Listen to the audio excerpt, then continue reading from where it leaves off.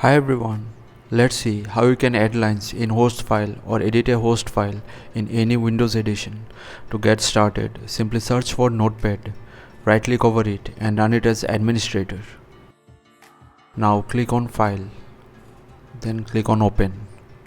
Now go to this PC, C drive, then go to Windows folder.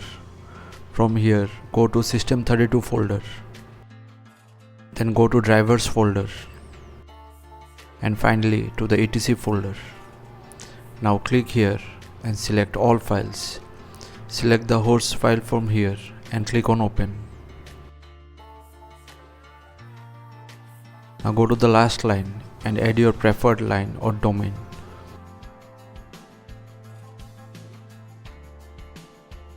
Now click on file and click on save, and that's it. This is how you can add lines or edit a host file in any Windows edition. So thanks for watching, subscribe and stay tuned to the channel for more Windows tips, tricks and tutorials. Thank you.